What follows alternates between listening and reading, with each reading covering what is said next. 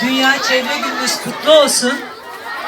Şimdi Bodrum Belediyesi Şehir Tiyatrosu'nun küçük bir performansı var.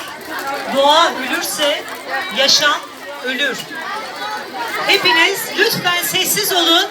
Oyun başlayacak. Oyun nasıl seyredilir biliyorsunuz. Sessiz olalım, herkes duysun. Anlaştık mı?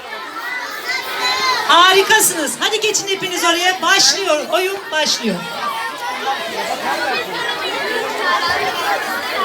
Ses. Çocuklar bir susar mısınız?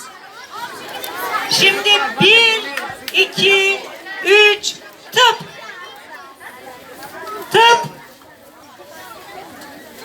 Oyun başlıyor.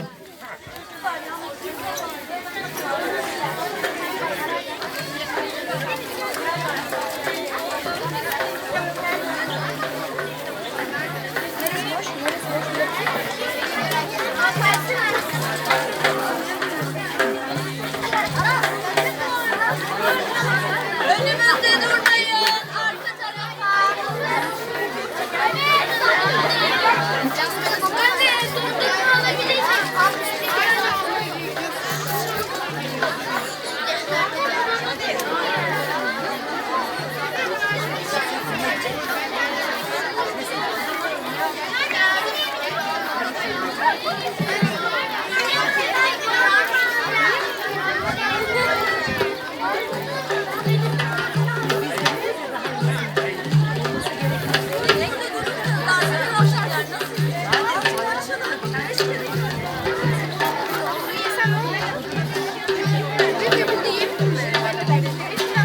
Kimileri bana doğa der.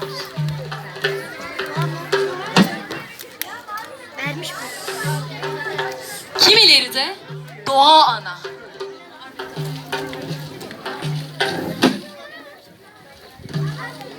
Dört buçuk milyar yıldır buradayım. Tam 4,5 milyar.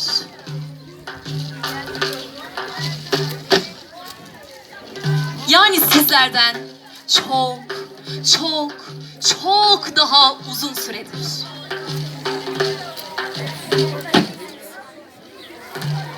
Benim insanlara ihtiyacım yok.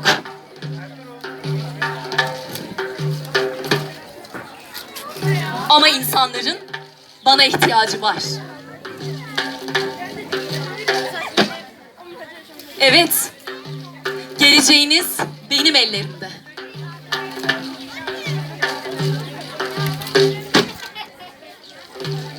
Ben büyüdüğümde sizler de büyürsünüz. Ama ben bocaladığımda sizler de bocalarsınız.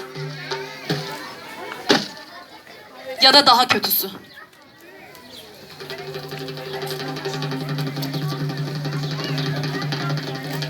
Ama dedim ya, çok uzun zamandır buradayım ben. Sizlerden çok daha üstün canlıları besledim.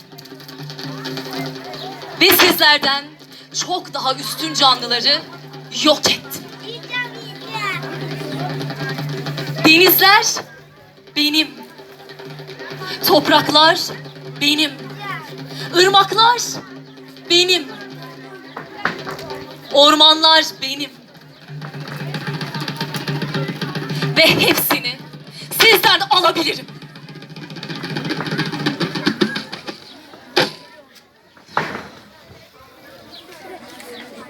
Ya da sizde kalabilir. Abla girme. Günlerinizi bana saygıyla ya da saygısızlıkla geçirmek sizin elinizde. Öyle ya da böyle. Eylemleriniz sizin kaderinizi belirleyecek.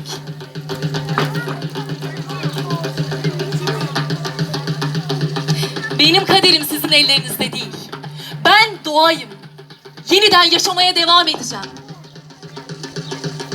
Ben değişmeye, dönüşmeye ve yeniden doğmaya hazırlıklıyım. Ya siz?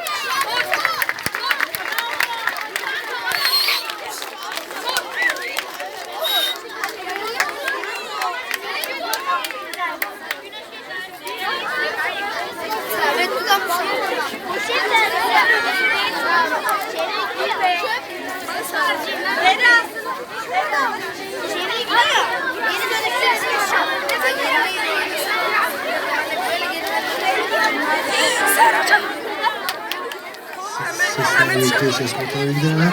Ses. Genel bilgi ses kontrolü gidelim.